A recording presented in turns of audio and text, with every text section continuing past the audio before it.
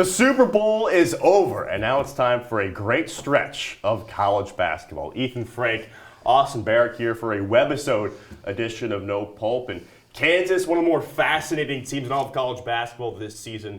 I'm of the belief it's not one of Bill Self's best teams. They just played this past Saturday, squeaked out a 64-61 win against Baylor at Fall Gown. Now, they're currently playing right now in Lubbock. We don't know the score of or the outcome of that game. But, Ethan, when you look at this matchup in Lawrence on Saturday, they barely escaped with a win. I know Kevin McCullough was out, but it kind of makes me nervous about what this Jayhawks team can do. Yeah, I mean, when you look at Bill Self, I mean, this is a guy that, took 14 years between national championships, and it is very hard to win multiple national championships in college basketball. Just ask Jim Boeheim.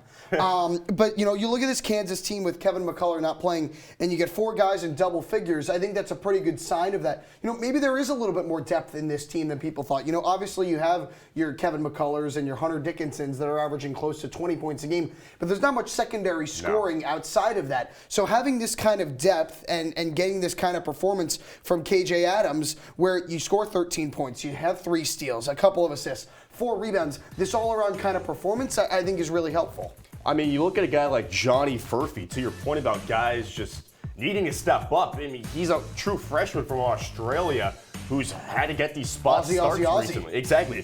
I mean, Nicholas Timberlake had to start in this game because of the injuries. He had a nice two-handed dunk in transition, but boy, he made some costly mistakes down the stretch. I just don't think there's enough options with this Jayhawks team to make them go on a deep run in March, because when the going gets tough in March, you need some other guys to score the basketball. Yeah, and I'm not really a fan of the Big 12 as a whole. Wow.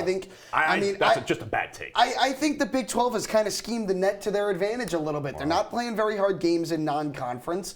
Besides Kansas going to the Maui Invitational, there's really not much for there to offer that isn't played in conference. I'm just not a fan of the Big 12 as a whole, which leads my caution against Kansas. I agree with you. All right, Ethan Frank, Austin Barach can catch the entire show on our YouTube at CitrusTV.